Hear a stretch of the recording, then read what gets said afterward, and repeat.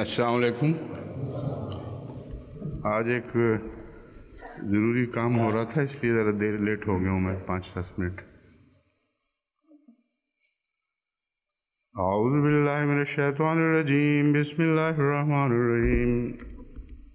लक़द समिअ अल्लाहु क़ौला लज़ीना क़ालू इन्नल्लाहा फ़क़ीरुन व नहनु अग़निया सनक्तुबु मा क़ालू व क़त्लहुमुल अंबिया बिग़ैरि हक़्क़िन व नक़ूलु ज़ूक़ू अज़ाबल हरीक़ ज़ालिका बिमा क़द्दमत ऐदीकुम व अन्नल्लाहा लैसा बिज़्ज़ल्लामिल लिल-अबीद। अल्लज़ीना क़ालू इन्नल्लाहा अहदा इलैना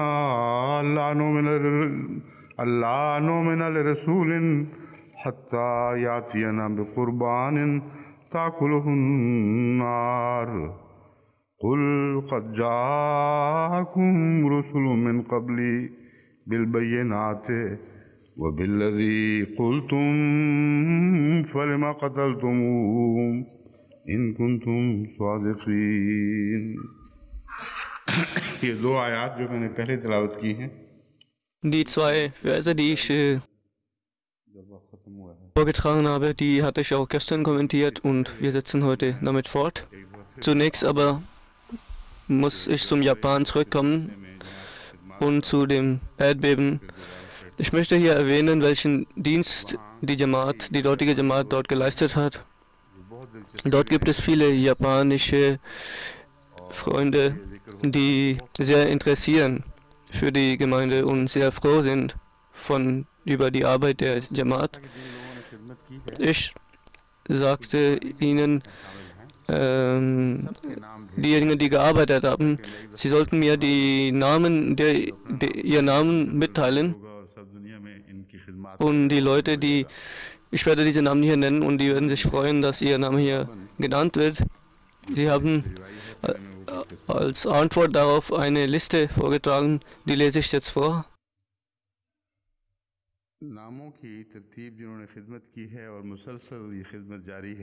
Die Reihenfolge der Namen, die gearbeitet haben, dazu gehören Athar Mahmud, Muhammad Yunus, Akila Munib.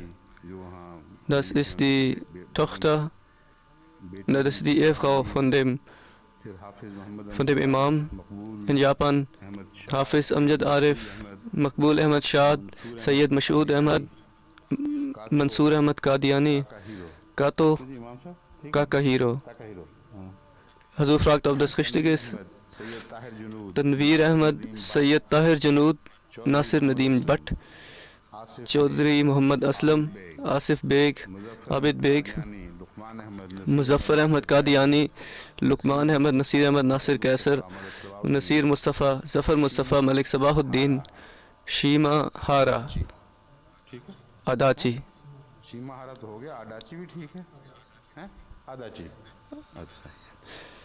Hara Adachi. Yuka Sekizawa. Also fragt immer wieder, ob das richtig ist, die Aussprache. Hirotaka Matsui. Das ist richtig. Shun Matsui. Talat Mahmud. Nobuo Miyoshi. Und Ryoichi Natsuyama. Anwar Ahmad, Ehsanullah und Nasir Bhatti, Mirza Nasir Ahmad, Amatul Wadud, Farad Rafiq, Sayyid Rafiq Shah, Sayyid Anjum. Dann fangen die schwierigen Namen an. Masahito Tanaka. Tanaka, so sagt, das war ein Polizist, ein aufrichtiger Mann,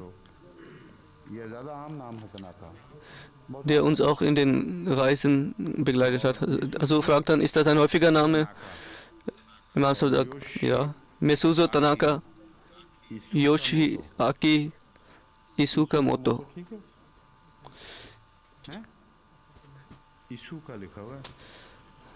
Imam Musa sagt, vielleicht könnte das Isaka-Motto heißen.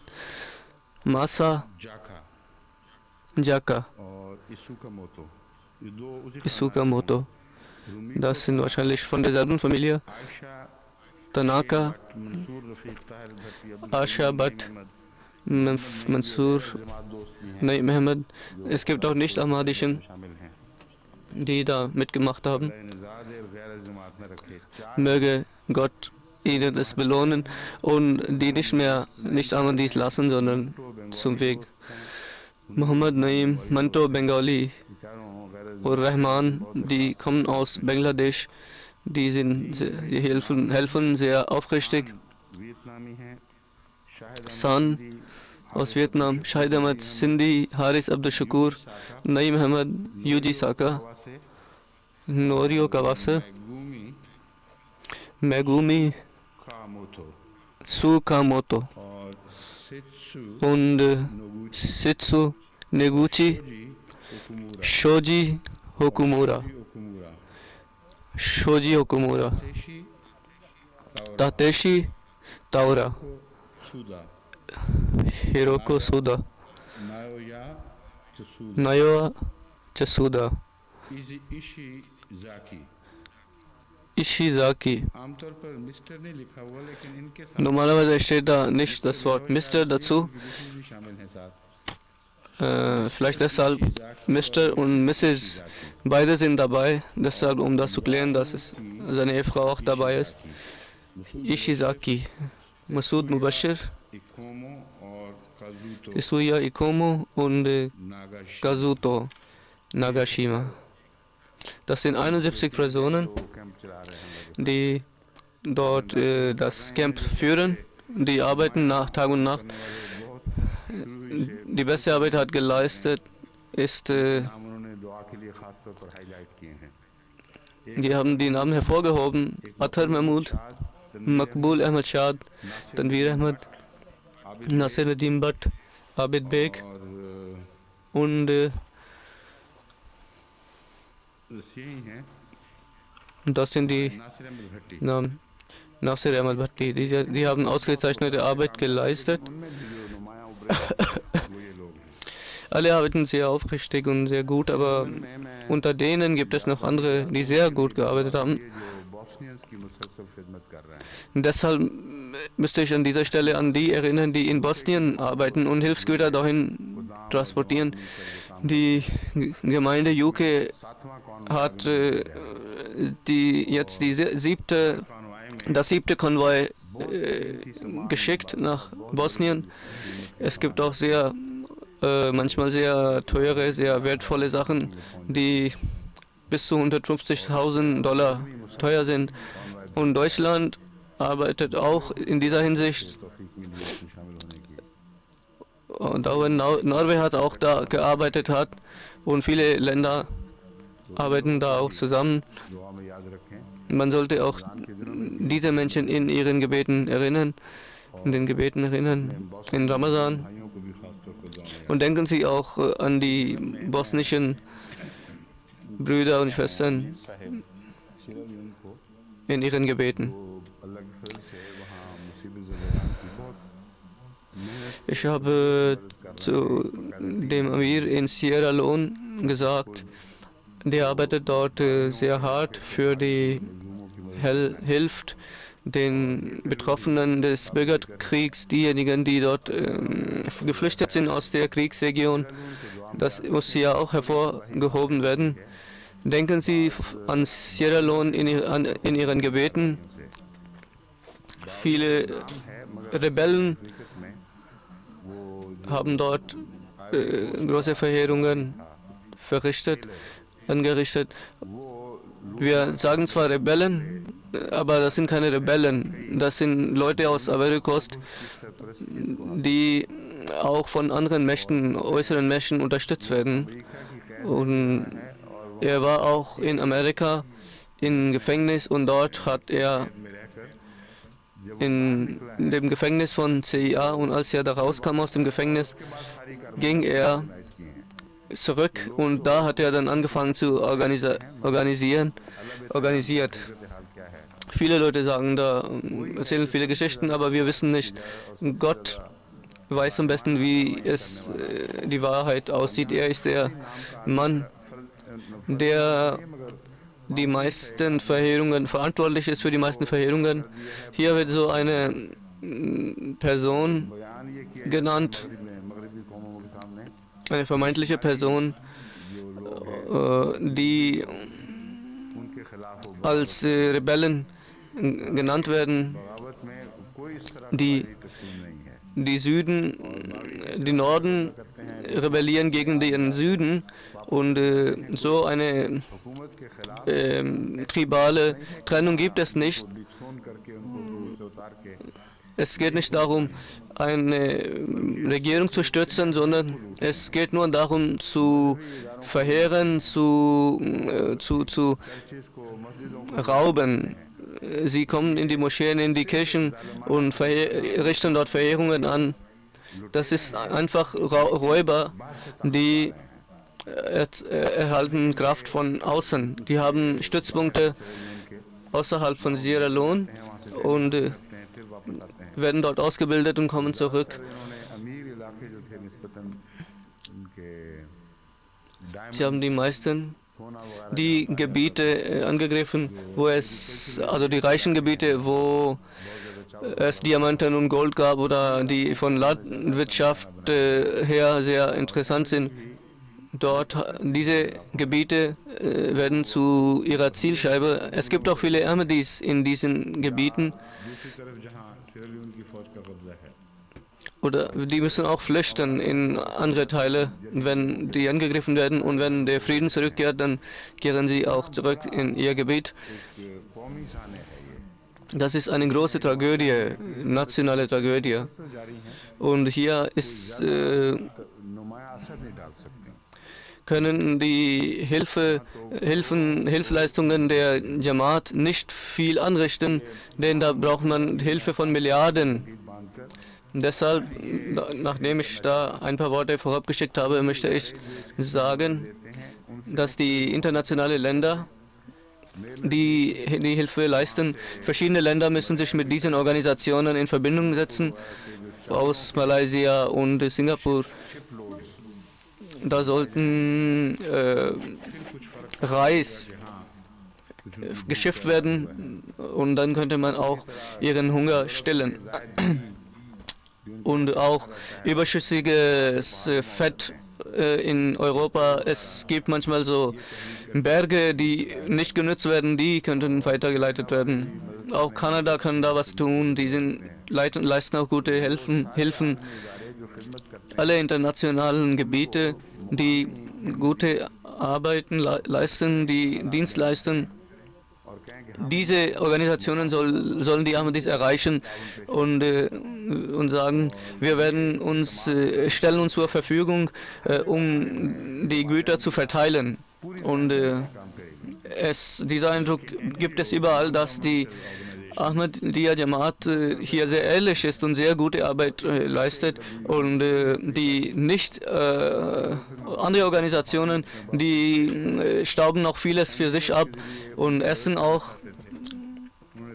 Und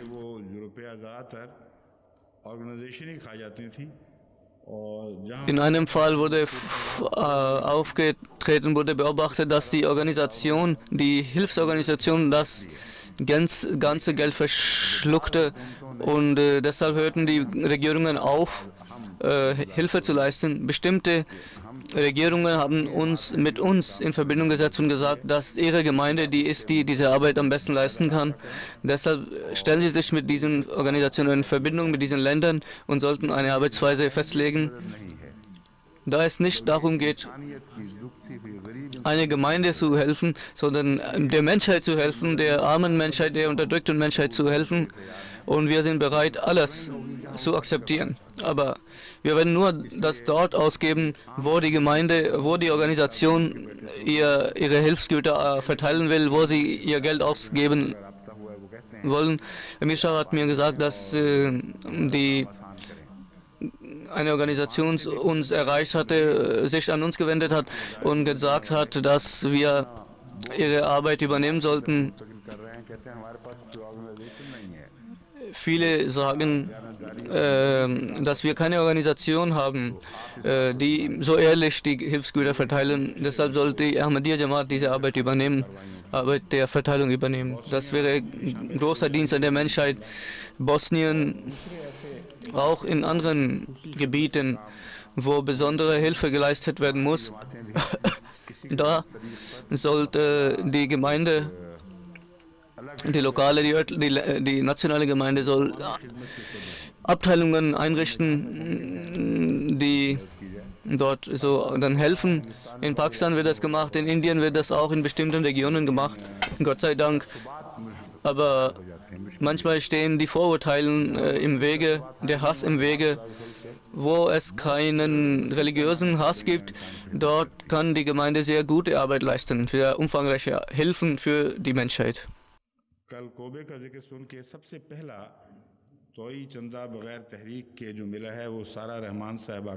Sara Rahman hat Chanda für Kobe bezahlt und unaufgefordert. 200 Pfund, wie ich das richtig verstanden habe. Und ein Herr aus Rawalpindi hat 50.000 Rupien für diesen Zweck gespendet. Das ist keine normale Spendenaufruf, sondern das ist der Alltag der Jamaat. Wir nehmen dieses Geld aus verschiedenen Rubriken, aber Menschen zahlen auch von sich aus eigenem Antrieb. Das ist kein Aufruf, aber beten Sie für diese zwei Personen, die da gezahlt haben. Maulvi Dost Sahib hat über den gestrigen Daf ein Fax übersandt. Dort hat bestimmte Überlieferungen erwähnt. Er hat gesagt, dass es gibt eine Hadith, die aus der hervorgeht, die sehr vertrauenswürdig, überhaupt nicht vertrauenswürdig ist. Ich will ihm sagen, dass wir die ganze Sache hier vorliegen haben, aber wir hatten nicht genügend Zeit, deshalb konnten wir das nicht zu Ende führen. Heute will ich Ihnen die Überlieferungen nennen, die sich eingeschlossen haben in die Geschichtsbücher. Und die Überlieferungen beziehen sich auf die Propheten und manchmal gibt es wirklich verwunderliche und seltsame Überlieferungen.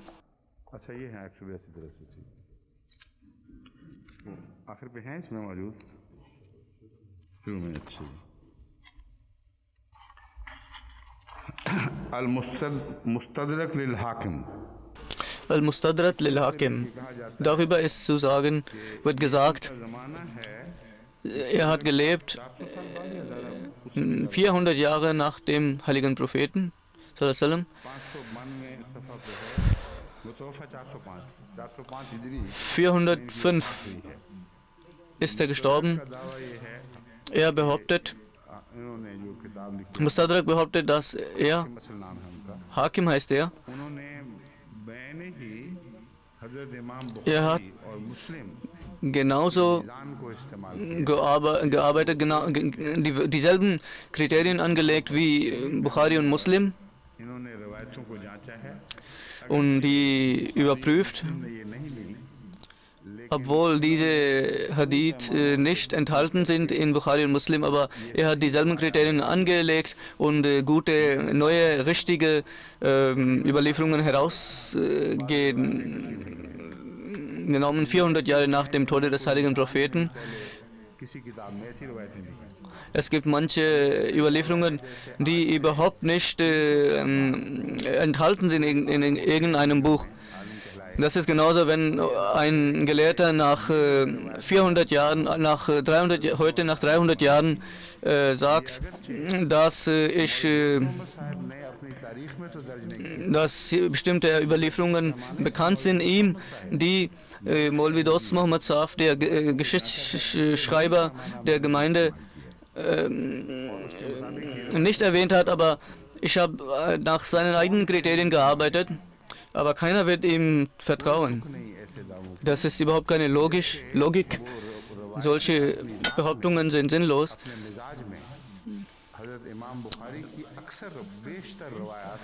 Und die unterscheiden sich so sehr von den Überlieferungen von Imam Bukhari, dass ein normal denkender Mensch, ein ganz gewöhnlicher Mensch, die auch nicht akzeptieren kann. Egal welche Kriterien angelegt wurden, der Inhalt und die Situation verrät, dass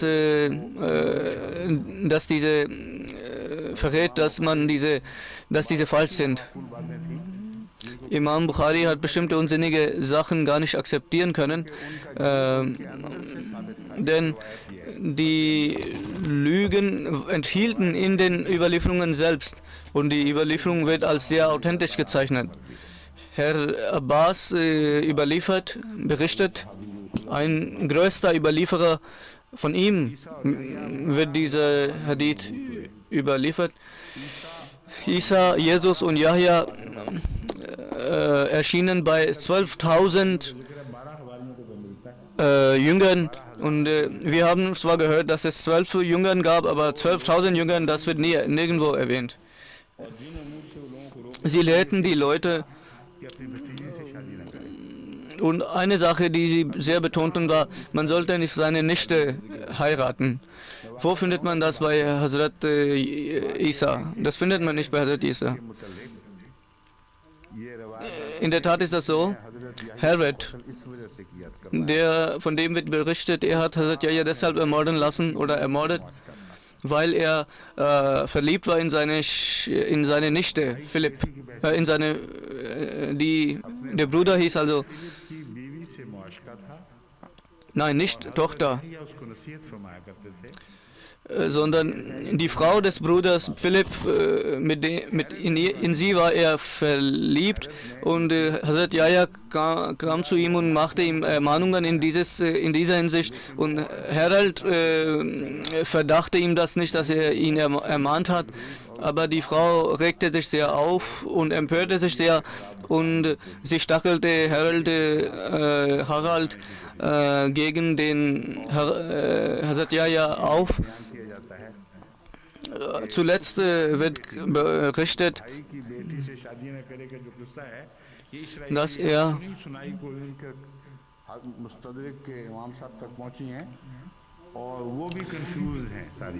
und die Sachen sind ganz durcheinander. Der Überlieferer weiß selbst nicht, wie es mit der Tatsache bestellt ist. In der Tat war das so, die Mutter hat die Tochter dazu aufgerufen, es soll ein Trinkgelage und eine Party geben am Tag des Geburtstags von Harold und die Tochter von Philipp war sehr gute Tänzerin und sie wurde also dazu vorbereitet von ihrer Mutter und dem Harold wird das sehr gefallen. Harold war sehr froh darauf, sagte er zu ihr, O Tänzerin, sage, was du von mir haben willst. Wenn du bereit bist, die Hälfte der Herrschaft von mir zu verlangen. Und das Mädchen ging zu ihrer Mutter, dass Harold diese Frage mir gestellt hat, die es mir angeboten hat, was soll ich von ihm verlangen? Die Frau sagte zu ihrer Tochter, sie solle von ihm den Kopf von Hazrat Yahya verlangen. Und auf diesem Trinkgelage, auf dieser Party soll das passieren. Harold versuchte sehr, dass die Frau etwas anderes verlangt. Sie ließ sich aber nicht abbringen von ihrem Wunsch. Und der Harold hat vor seinen selbst geschlachtet. Das ist eine andere Sache. Wir sind etwas durcheinander geraten. Die Überlieferung von Mustadrak, das ist die Überlieferung von Mustadrak. Die Tatsache sieht ganz anders aus. So, dass es ein Mädchen gab. In Matthäus und anderen Büchern gibt es solche Überlieferungen. Die Überlieferung von Mustadrak sagt, dass dieses Mädchen verlangte, die Tochter von dem Bruder von Harald war,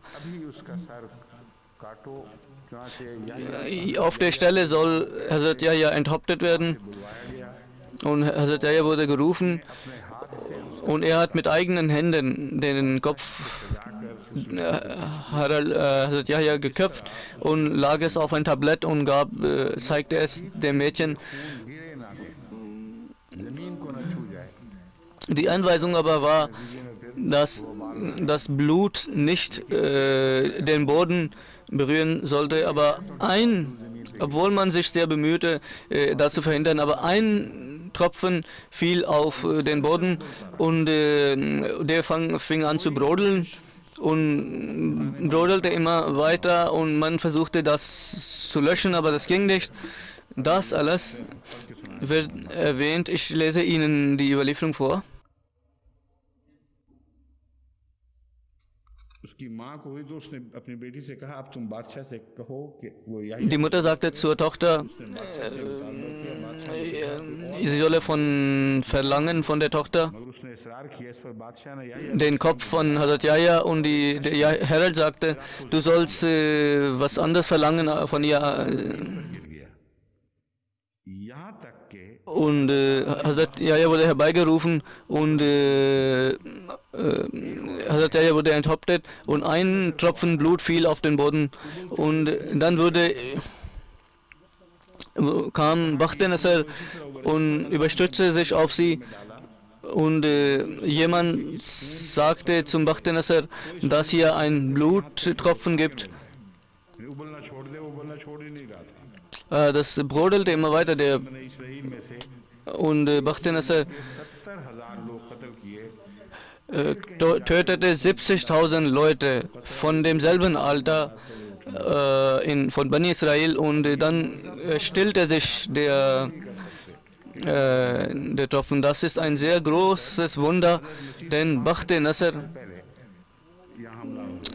hat 500 Jahre vor dem Jesus, vor dem Yahya, die Stadt angegriffen. Und er hat Verheerungen angerichtet und er war bereits gestorben. Das ist ein dreifaches Wunder. Also Bakhtin-Nasr wurde wieder zum Leben auferweckt und in der Geschichte kommt sowas nicht vor, aber es gibt viele Geschichten, die unhistorisch sind. Also als Bakhtin-Nasr das getan hatte, dann erkaltete dieses Bluttropfen. Und diese Überlieferung soll genauso gut sein wie die Überlieferungen von Imam Bukhari.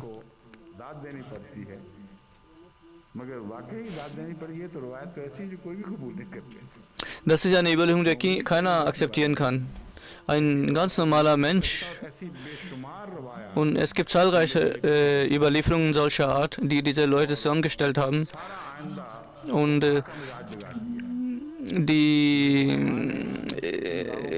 den Fuqaha hat das eine ganz falsche Richtung gegeben und viele Fuqaha haben ihre Fatwas dann danach ausgerichtet, nach solchen Überlieferungen. Und das ganze System ist dann zusammengebrochen, chaotisch geworden. Entschuldigung. Imam al-Muhaddithin, Hakim Nishapuri, gestorben 405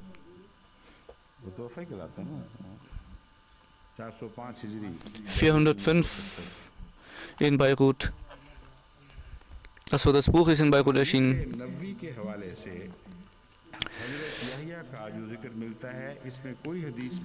In den Hadithen wird auch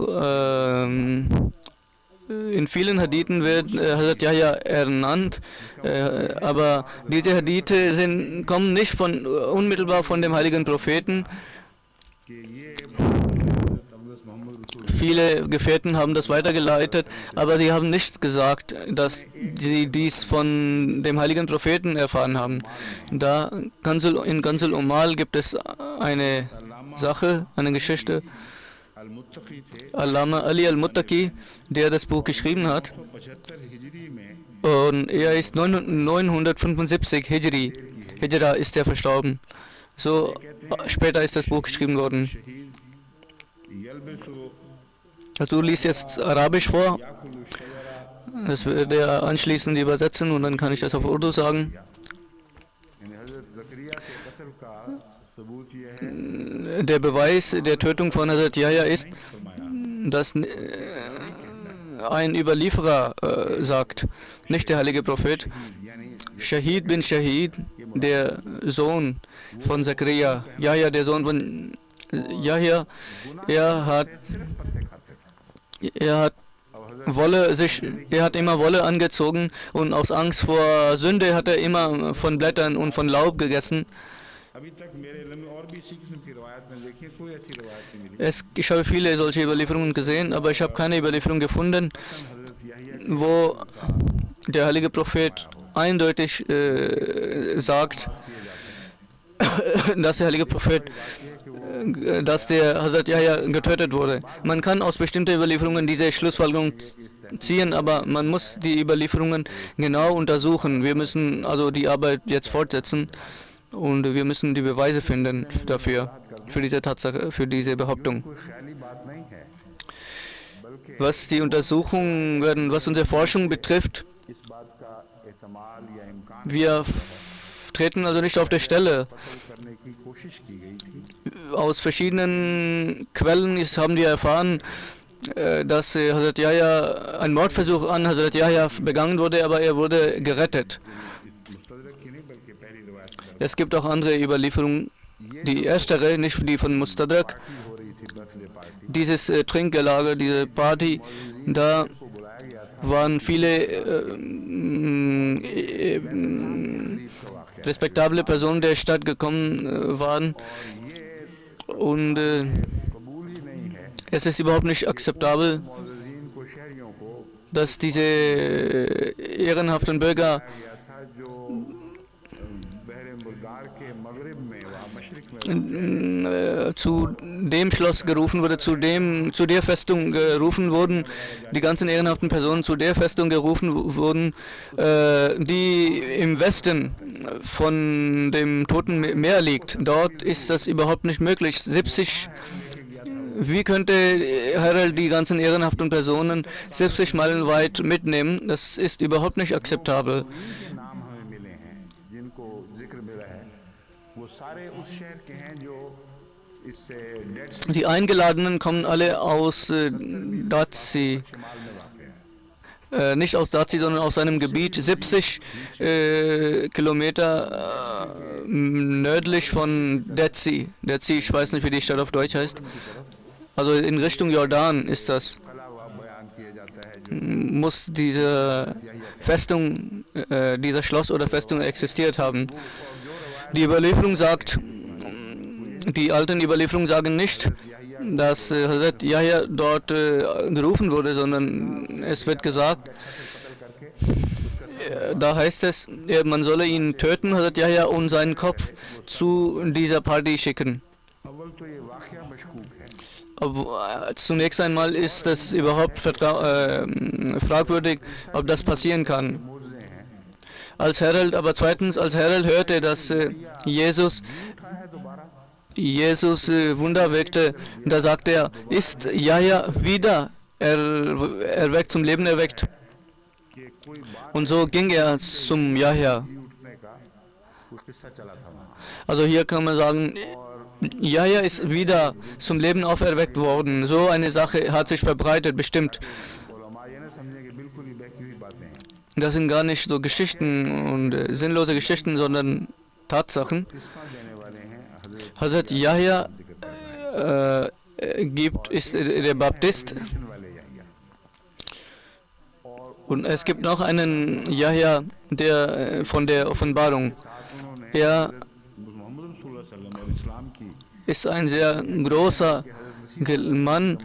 Er hat große Prophezeiungen gemacht über den heiligen Propheten und auch sogar über die Zeit von dem verheißenen Messias. Und das sind große himmlischen Zeugnisse. हजरत याहिया को इस लिहाज से बहुत इज्जत करते हैं Und alle Forscher respektieren Hazrat Yahya sehr, dass dieser Mann ein sehr großartiger Mann war und mit Gott kommuniziert hatte. Wer er war, das weiß man aber nicht. Das ist das Geheimnis. Yahya ist ein großartiger Prophet nach dem Hazrat Isa. Und er hat große Prophezeiungen gemacht, aber er gibt es, existiert nicht in der Geschichte. Keine einzige Zeugnis gibt es dafür. Das ist eine mysteriöse Sache. Aber interessant ist dann weiter, dass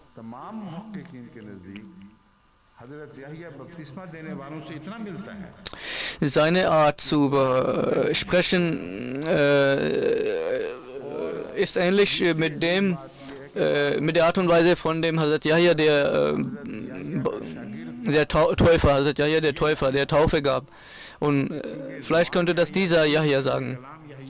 Die Sprache, die Art zu reden, das ist von dem Yahya der Täufer, dem Täufer. Und also Johannes der Täufer, nehme ich an, ist das.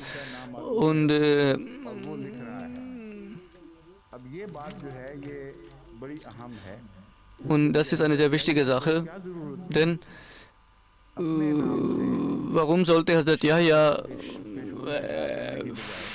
Prophezeiungen in die Welt setzen, nicht nach seinem Namen, sondern nach einem anderen Yahya, der nicht existiert oder eine andere Person ist. Dieses Geheimnis kann sich lösen, wenn Hazrat Yahya, Hazrat Johannes gerettet wurde vor diesem Mordversuch und dass er sich versteckt hatte irgendwo. Eine weitere Sache ist zutage getreten, sehr interessant. Also aus Jerusalem aus, wenn die Schiffe von Jerusalem aus Richtung Rom gefahren sind, da gibt es unterwegs eine Insel. Dort da lebten viele Menschen und dort hat man zwei Gräber gefunden. Beide sind von einem gewissen Johannes. Und ein Johannes heißt Älter, Johannes der Ältere. Und der zweite und der andere,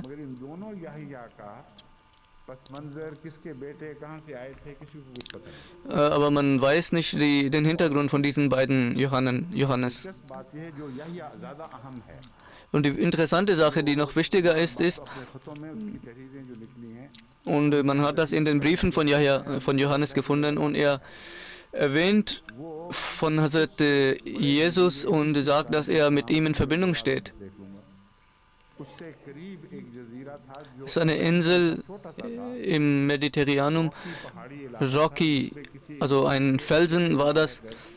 Und es ist überhaupt nicht möglich, dass ein Mensch auf dieser Insel alleine lebt. Aber dieser Yahya schreibt von diesem Ort aus, von dieser Insel aus. Dort hat er zu Gott gebetet und hat auch Verbindung mit anderen Menschen, mit Hazrat Isa. Wer ist dieser Johannes? Also, und der Johannes, der untergetaucht ist, wer ist der? Und warum solche Mysteriositäten? Alles Ereignisse rechtfertigen die Forschung. Und die sind zutage getreten nach unserer Forschung. Und wir diskutieren da weiter. Die westlichen Forscher sind da geteilter Meinung. Manche sagen, dass es einen Hinweis gibt auf den Tod von Johannes, aber andere sagen, es gibt eindeutiger Beweis für den Tod, für den Mord. Es gibt eindeutigen Beweis für den Brief von dem Johannes.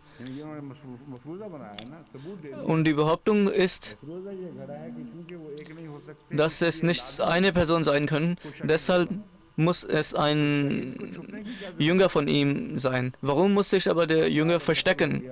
Wenn der Lehrer verstorben ist, warum muss sich der Schüler, der Jünger, verstecken? So, dass er überhaupt nicht spricht. Und man weiß gar nicht über seinen Vater und seine Söhne und so weiter. Deshalb, daraus geht hervor, das ist kein normales Geheimnis, sondern ein tiefes Geheimnis.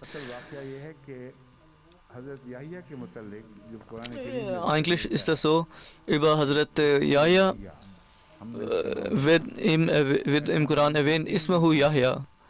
Wir haben ihn Johannes genannt und Yahya genannt und solche Namen sind nirgendwo gefunden worden und das hat mich immer dazu angeregt. Yahya ist der Mann, Yahya ist derjenige, der lebt, der lebendig ist und der eine Botschaft bringt.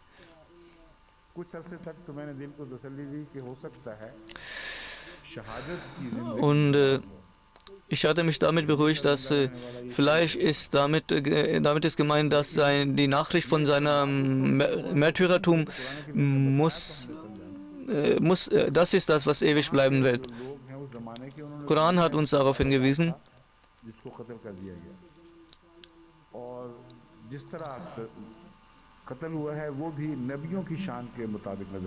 Und wie er getötet worden ist, eine Person, das entspricht nicht der Art und Weise, wie die Propheten getötet werden.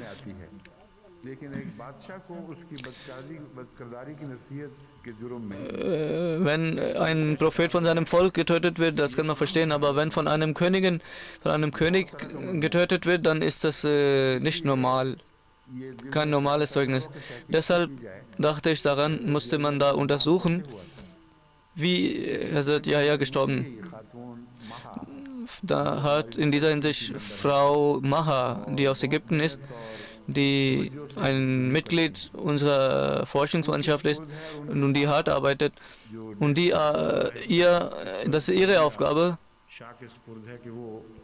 Fawzia Shah macht da auch mit. Wenn diese Forschung zu einem Ergebnis gelangt, dann wird man das der Jamaat vorlegen.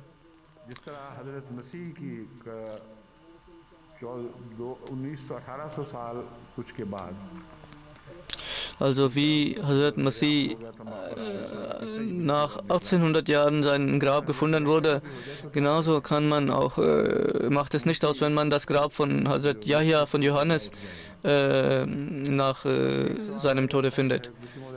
Die erste Frage ist, nun die letzte Frage, dass der verheißene Messias eine Ähnlichkeit sah in Hazrat Johannes und in dem Hazrat Sayyid Ahmad Shah Barelvi. Das sind keine prinzipielle Schlussfolgerung. Also fragt nach dem.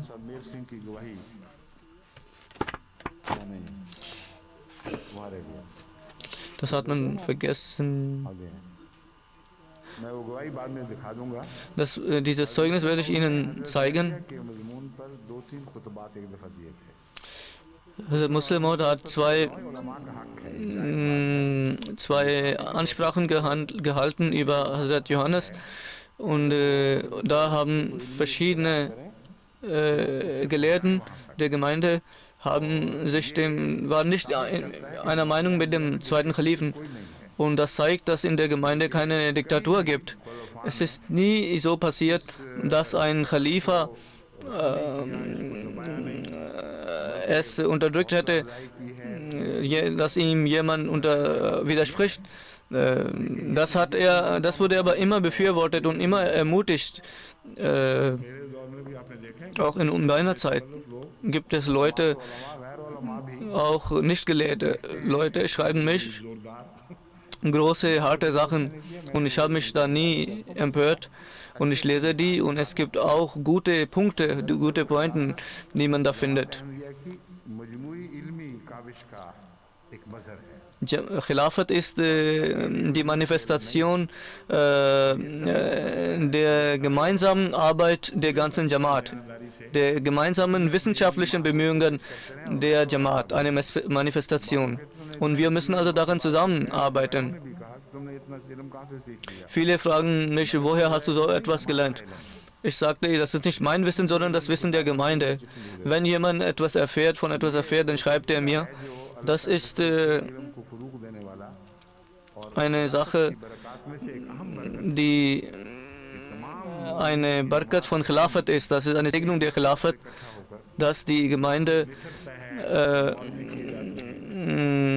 gemeinsam arbeitet und Überlieferungen und verschiedene Ereignisse werden untersucht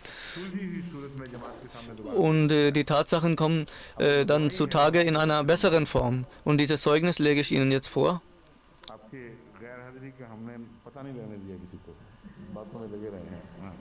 So sagt, Ihre Abwesenheit ist überhaupt nicht aufgefallen. Wir haben weitergesprochen. Master Abdurrahman Meher Singh, er hat einen Eid abgelegt. Er hat gesagt, während einer Khutbah, er legt den Eid ab, dass Hazrat Khalifatul Masih Sani diese Sache vorgelesen. Er sagt, ich schwöre bei Gott, dem Allmächtigen, dass der verheißene Messias zweimal gesagt hat,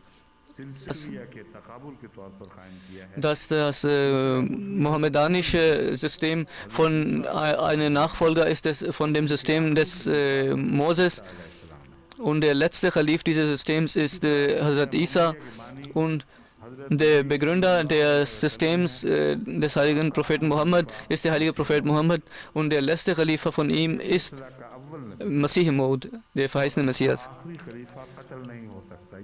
Und deshalb kann der letzte Mann und der erste Mann von diesem System nicht getötet werden.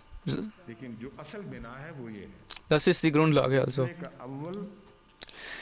Der erste Person dieser Kette und die letzte Person dieser Kette können nicht getötet worden sein, sonst wäre es keine Ähnlichkeit.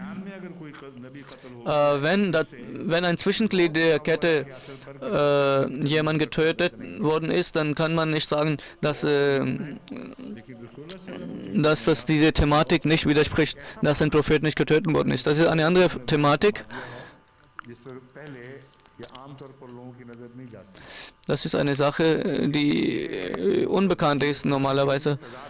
Es gibt keinen Widerspruch im Koran. Laut Taqawwula, dass ihr die Aussage des Korans, ihr tötet die Propheten. Das ist aber ein Widerspruch im Koran und das kann es nicht sein. Der verheißene Messias sagt, laut Taqawwula, das bezieht sich darauf,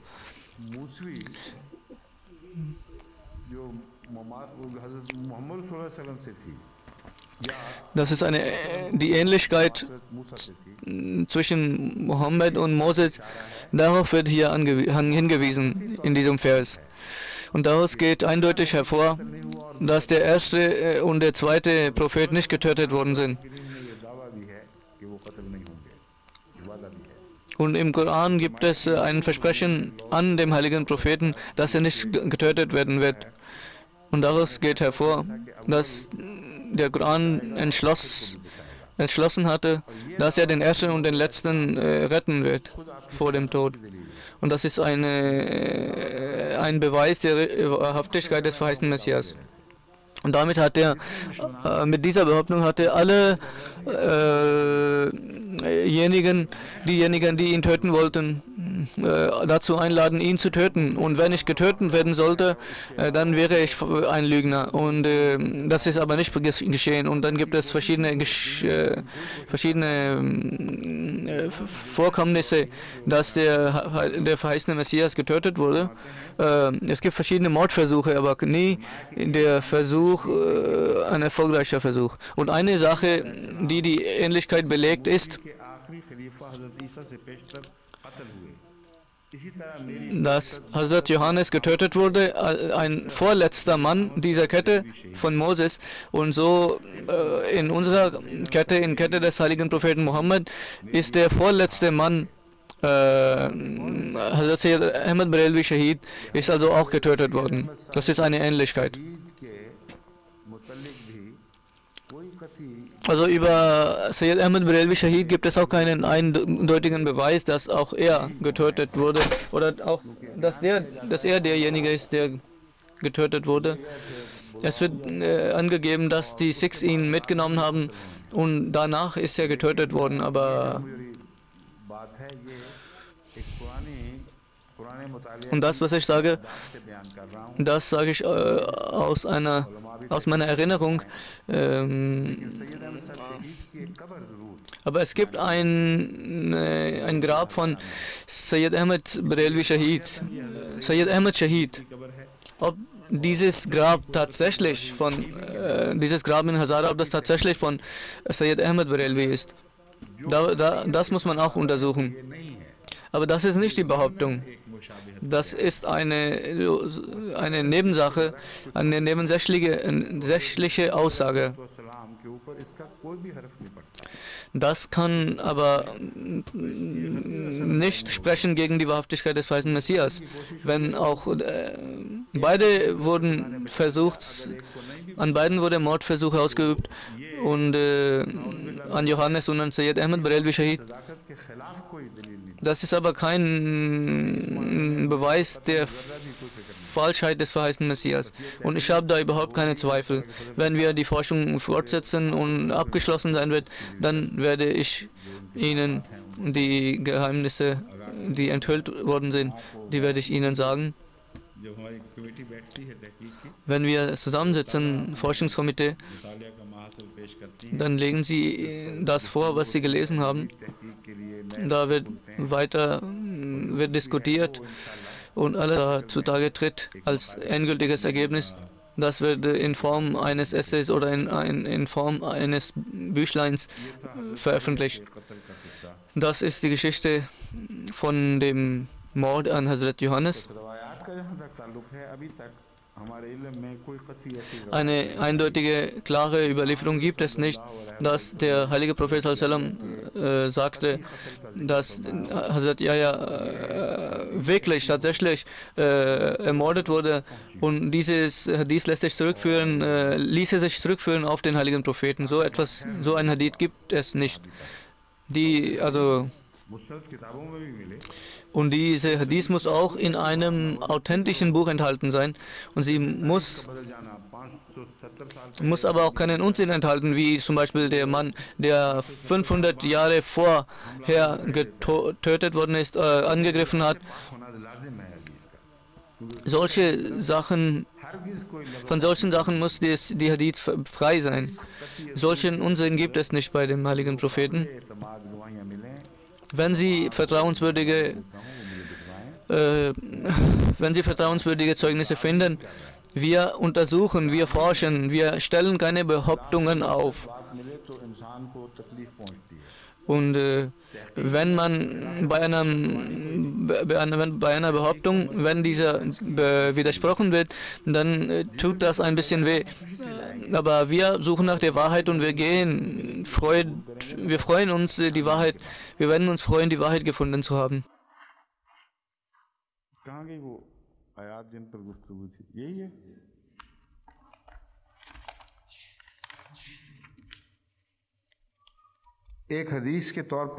Eine weitere Hadith, die mir übersandt worden ist, das ist von Kanzul Amal. Und hier findet man auch, dass diese Hadith nicht zurückführen lässt auf den heiligen Propheten. Dieser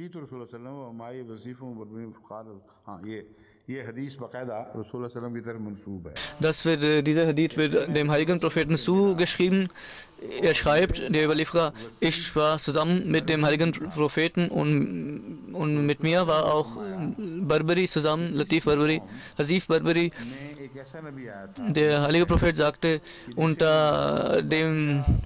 im Volk des Barbari gab es einen Propheten, den sein Volk getötet hatte und ihn gekocht und seine Suppe getrunken hatte. Und das kann man nicht akzeptieren. Und das steht in Kanzul Ummal, die im Jahre 1314 hier. Und eine so alte Sache. Und plötzlich taucht da auf hier eine Überlieferung auf, und die eine sehr schreckliches Bild vermittelt von den Tatsachen. Das kann man eigentlich nicht akzeptieren. Die erste Frage ist, warum ist diese Überlieferung im Geheimen geblieben? Warum wurde diese Überlieferung nicht früher bekannt? Wie ich das Beispiel gegeben habe mit Maulvi Dost Muhammad Shah Saab, dass ein Mann, ein Historiker, 1200 Jahre nach heute, einer sagt, ich habe diese Überlieferungen nach den Kriterien von Hazrat Maulvi Dost Muhammad Saab überprüft.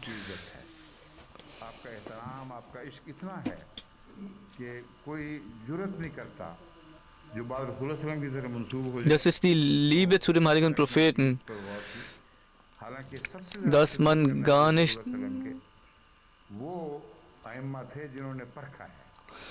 und die schreiben dem heiligen Propheten etwas zu, und die größten Dienste haben diejenigen erwiesen, die die Sachen überprüft haben und an verschiedenen Kriterien.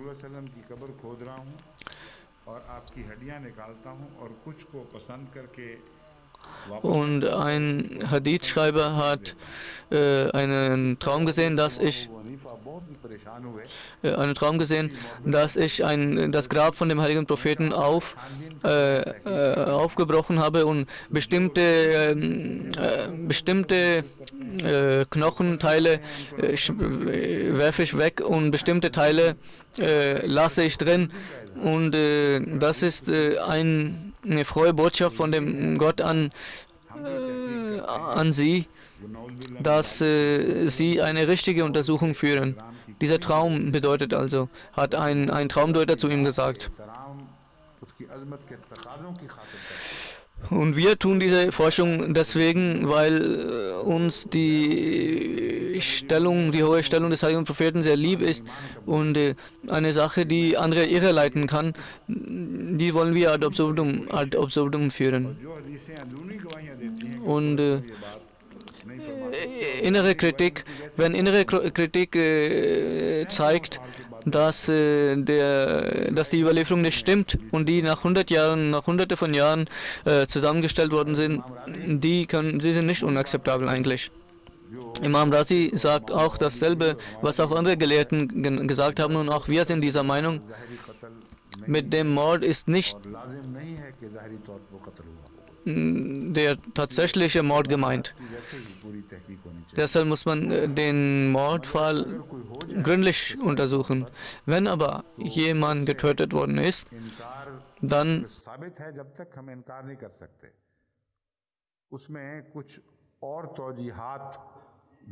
das sollte man dann nicht widerlegen, aber dann muss man nach den Gründen suchen.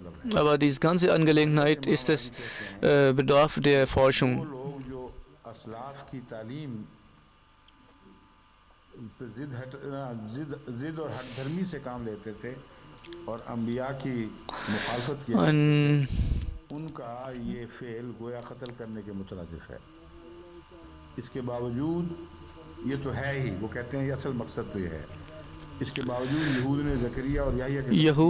Die Juden haben versucht, Yahya und Zacharias zu töten. Wie heißt es wirklich in der Überlieferung das Wort für Koshish, für den Mordversuch? Hier wird Zacharias und Johannes wird gesagt, dass Mordversuche begangen wurden, nicht aber der Mord. Und Imam Razi hat auch daran gedacht, dass es durchaus möglich ist, dass es ihnen ihr Mord misslungen ist. Aber den Versuch haben sie unternommen.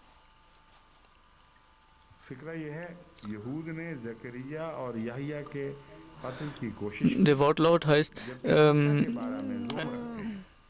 die Juden versuchten den Zacharias und den Johannes zu töten, aber über Jesus Christus sagen sie, dass sie ihn getötet haben. Und hier muss man also weiter untersuchen und Nachforschungen anstellen.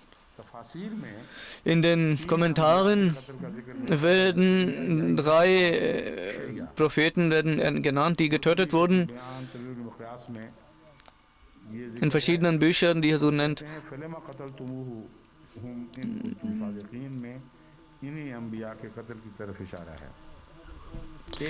Und er sagt, dass jemand hat die Frage aufgeworfen, die früheren haben getötet, aber warum den jetzigen wird vorgeworfen, dass sie getötet haben.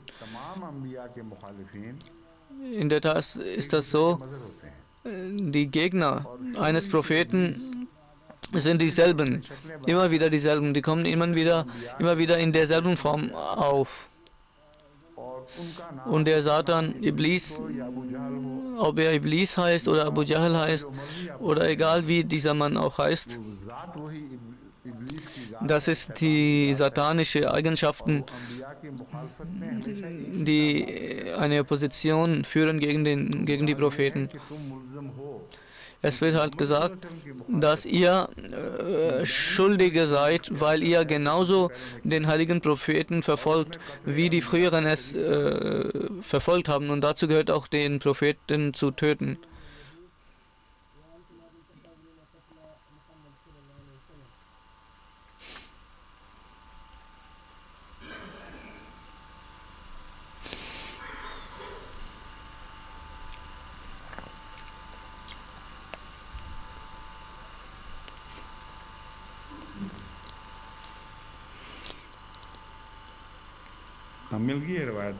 Also sagt, die Überlieferung habe ich gefunden. Imam Razi sagt, dass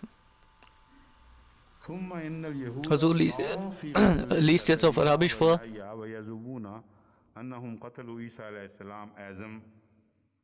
وذلك يدل على أن أولئك القوم أنما طلبوا هذا المعجزة من أولئك الأنبياء على سبيل التعنت إذ لو لم يكن كذلك. Also liest jetzt Arabisch vor und gleich wird er die Übersetzung vorlesen.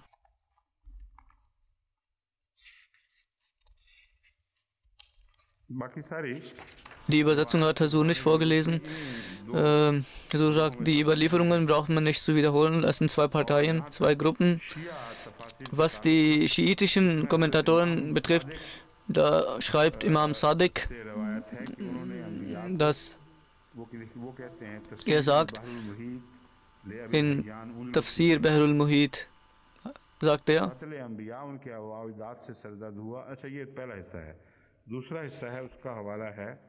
Tafsir Safi, Band 1, hier steht es,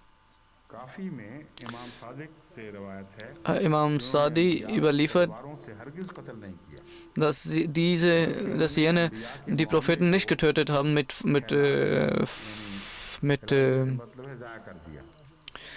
Schwert, sondern die Sache ist ihnen verloren gegangen und ihr Geheimnis ist enthüllt worden. Ihr glaubte nicht an den körperlichen, tatsächlichen Mord, sondern nur an einen Mord im metaphorischen Sinne.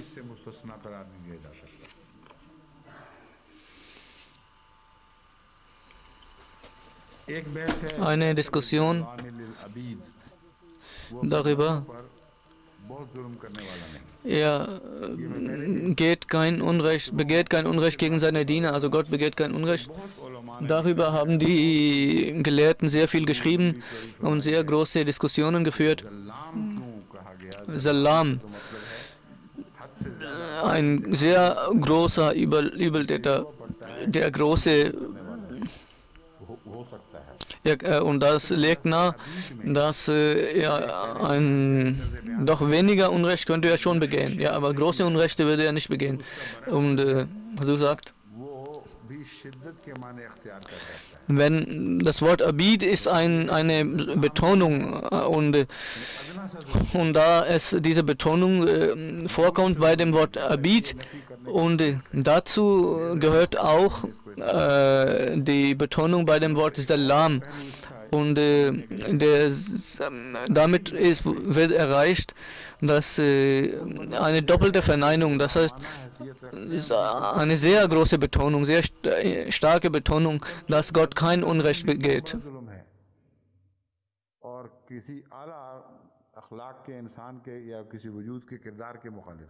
Und gegen jemanden Unrecht zu begehen, ist eine sehr große Sache, ein großes Unrecht.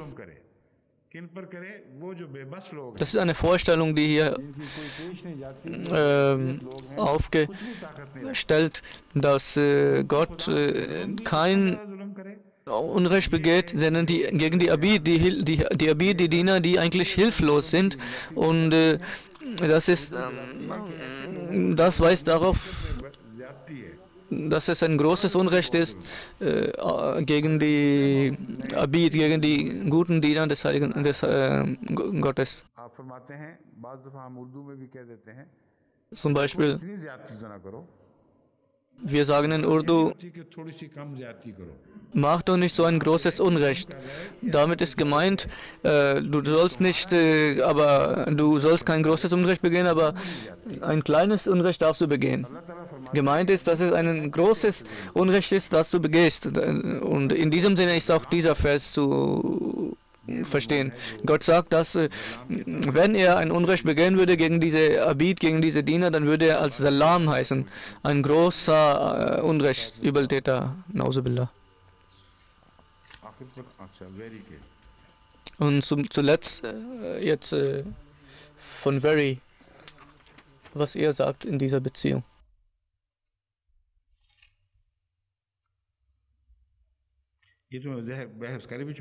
Also sagt, das habe ich schon bereits erwähnt. Es gibt also nichts, was hier zu diskutieren wäre. Richard Bell habe ich auch erwähnt. Also Private Secretary sagen, gibt ihm jetzt ein Papier.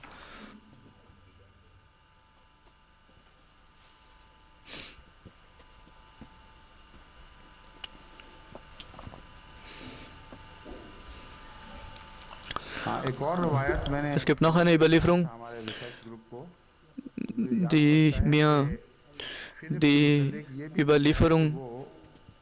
die mir übersandt hat, unsere Research Group, Forschungsgruppe.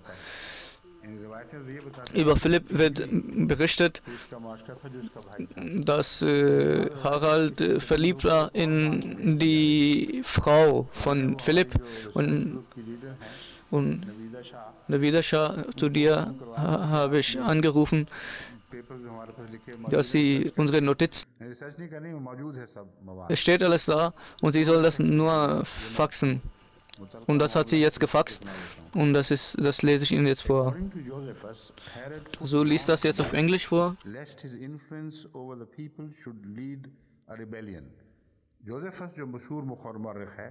Josephus, der große Historiker, sagt, er sagt, dass dieser Befehl, jemanden zu töten, da bestand die Gefahr, dass er ein Revolutionär sein könnte unter den Juden. Und er könnte gegen Rom revolutionieren. Deshalb wurde er getötet. Das sagt Josephus. Das ist ein eigener Eindruck, das er in seiner Chronik nennt. Of Herodias, with whom Herod was having an affair.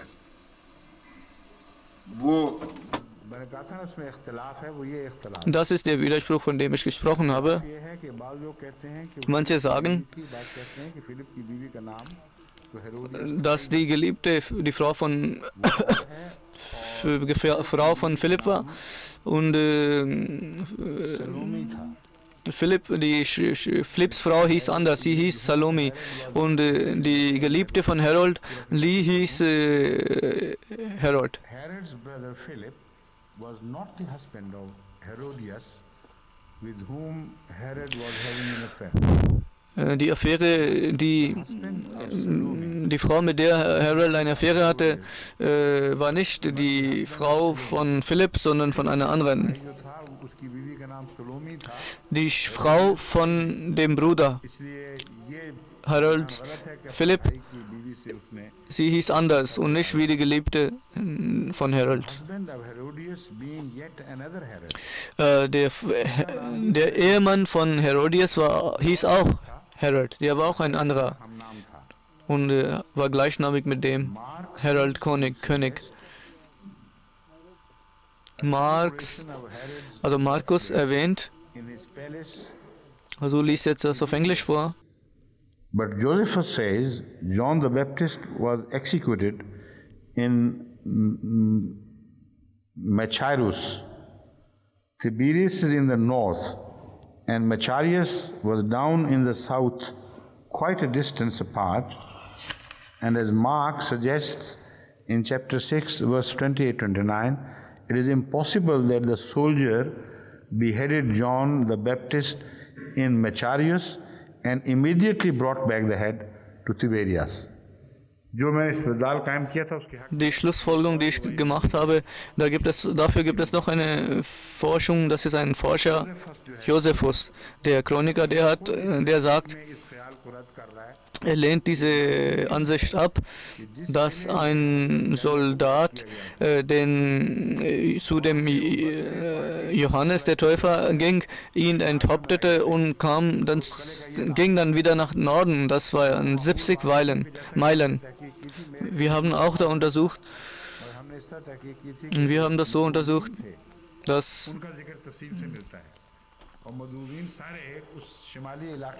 die Eingeladenen kamen alles aus dem Norden. Woher könnte man diese Eingeladenen von Norden aus nach Süden, wie könnte er nach diesem Schloss mitnehmen können? Und da wüsste man auch gar nicht vorher, dass das Mädchen nach dem Kopf von Johannes dem Täufer verlangt. Die Party findet statt in dem Schloss. Die Party vor allen Dingen woanders statt. Und Johannes war in dem Schloss im Norden. Und er hat einfach gesagt, ja, das ist schon passiert. Ob das wirklich passiert ist, darüber gibt es keine Beweise. Das muss man näher untersuchen. Es gibt keine Zeugnisse darüber, dass ein Leichnam von Hazrat Johannes gefunden wurde. Darüber gibt es kein Zeugnis, aber es gibt ein Grab. Auf dem Epitaph steht jetzt Entschuldigung. Also liest jetzt weiter.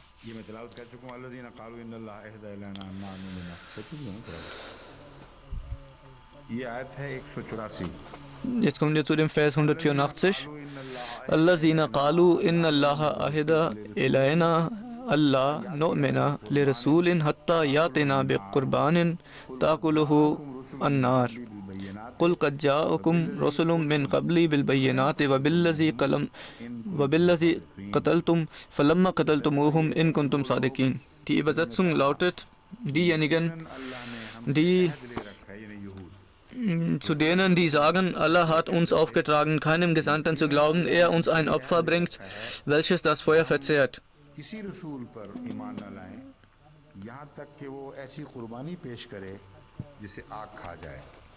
Also ein Opfer bringt, das Feuer verzehrt.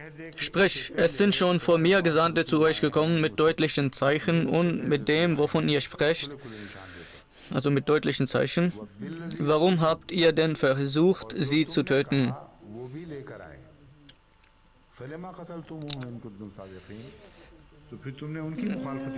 Warum habt ihr denn versucht, sie zu töten, wenn ihr wahrhaft seid?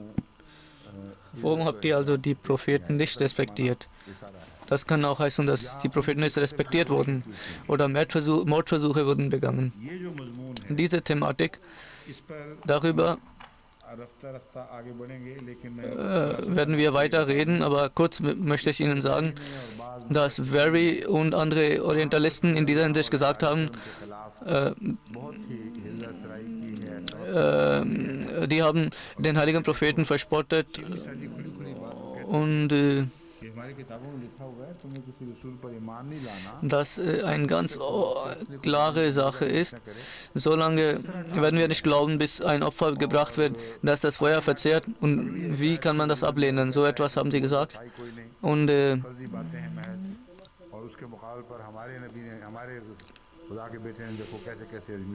sie sagten, große Wunder hat unser Sohn Gottes, Jesus, gezeigt. Was ist dieses Opfer, das ein Feuer verzehrt?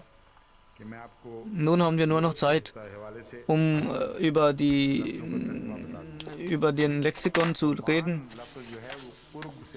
Qurban, das Wort kommt von Qurb, Yaqrabu, Qurban, also in die Nähe kommen, sich nähern. Qaraba minhu, das heißt, er hat ihm sich angenähert. Qaraba kann auch heißen, jemanden in die Nähe bringen, zu sich heranziehen. Aber das steht hier nicht. Vielleicht ist das ein Versehen. Qaraba heißt in seine Nähe bringen, zu sich heranziehen. La taqraba hazi shajarata heißt, geht, naht nicht diesen Baum. La taqrabu mal al yatima, geht auch nicht einmal in die Nähe des Vermögens der Weisen, obwohl ihr das Recht habt, aber ihr seid nur Aufsicht und dieses Qurb, damit ist nicht gemeint, nicht eine körperliche Nähe gemeint, sondern damit ist gemeint, dass man nicht einmal in die Nähe dieses Geldes kommen sollte, das den Weisen gehört. Qurban, die Mehrzahl davon ist Qarabin. Hier bedeutet Qurban der Weg, Gott in die Nähe Gottes zu kommen.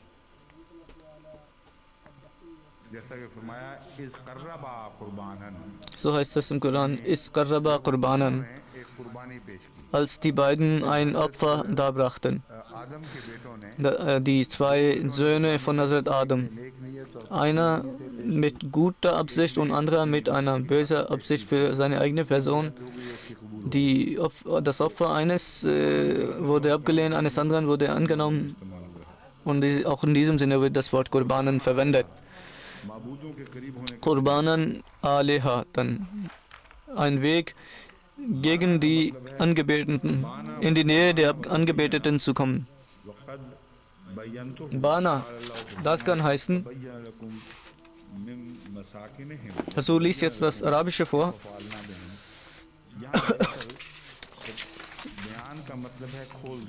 Ban heißt hier öffnen und eine Sache von der anderen trennen.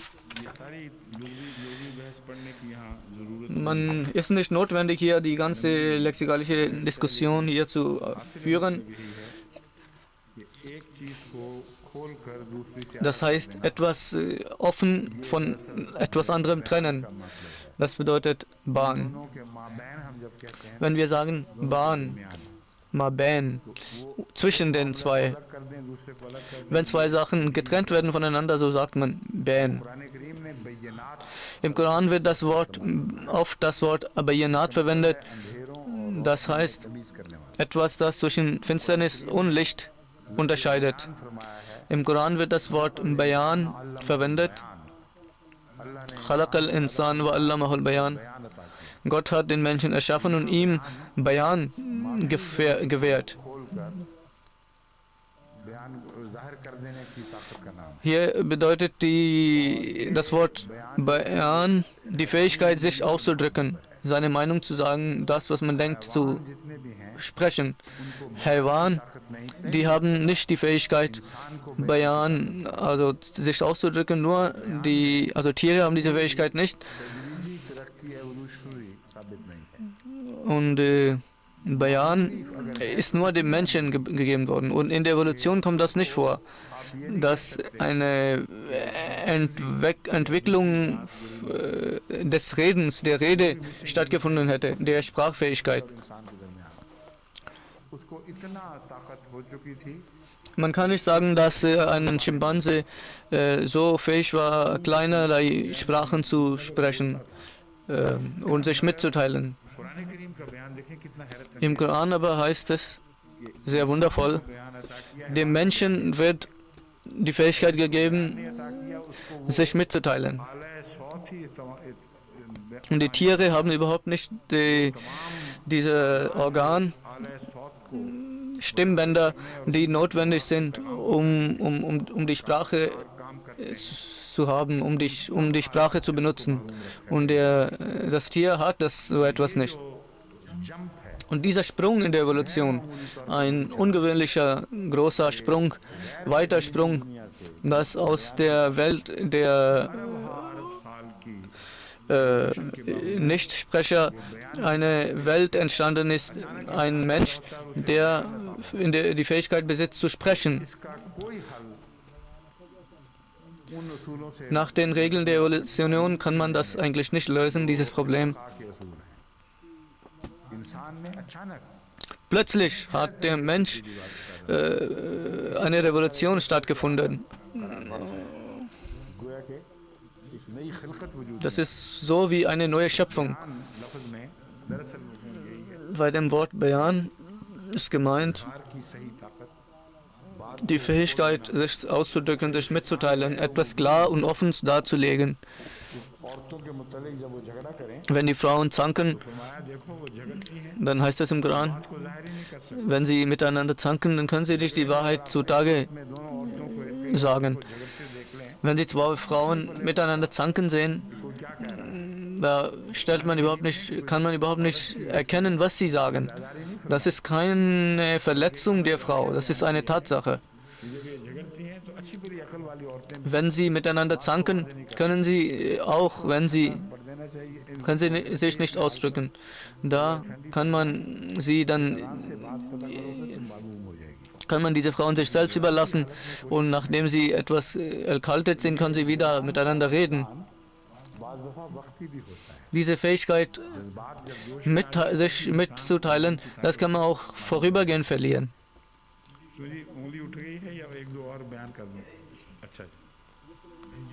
Bayinat wird oft im Koran verwendet. Und es gibt andere Möglichkeiten, sich auszudrücken. قد تبين الرشد من الغي لا إكراه في الدين. Es ist nicht notwendig, im Glauben Zwang auszuüben. قد تبين الرشد من الغي. Die Wahrheit ist deutlich hervorgetreten von dem Falschen. Das Falsche und das Richtige ist deutlich erkennbar. Die Wahrheit ist so klar wie der Unterschied zwischen Nacht und Tag. Es ist überhaupt nicht notwendig zu behaupten, der Tag ist da, das kann jeder sehen.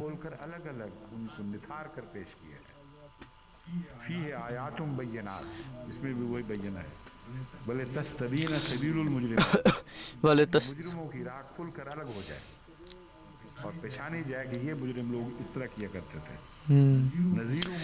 Nazirun Mubin heißt es im Koran. Die warnen auf deutliche Weise, nicht verborgene Weise. Al-Bayyana.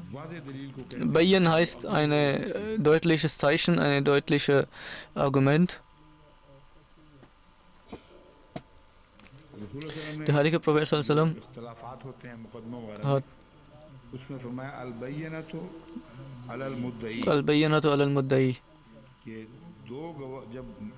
Wenn ein Streit ausbricht, dann muss derjenige, der klagt, der Ankläger muss Beweise liefern. Der Angeklagte braucht keine Beweise zu bringen. Nur er ist nicht verantwortbar. Und in diesem Sinne sollte auch das Wort Fahscha, dass jemand unsittliche Sachen begangen hat, nach dem Gesetz des Korans ist es so, solange nicht bewiesen ist, dass jemand so etwas getan hat, sowas begangen hat, da ist es überhaupt nicht notwendig, einen Beweis zu führen für seine Unschuld. Der Ankläger muss etwas bringen. Wenn seine Aussage wirklich gewichtig ist, dann sollte der Angeklagte befragt werden, sonst nicht. Wal-Yaminu liman ankara. Und einer, der sich weigert, der soll sich schwören. Das ist eine Sache, etwas hat das mit dem Fiqh zu tun. Und ich habe schon darüber diskutiert und ich habe schon Anweisungen erteilt. Das kann man jetzt auslassen, weil wir jetzt nicht über Fiqh diskutieren.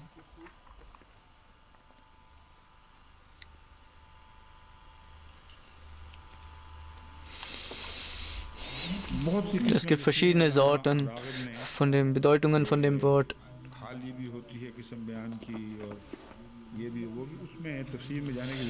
Man braucht nicht in Detail zu gehen. Einige Beispiele habe ich gegeben, das reicht eigentlich völlig.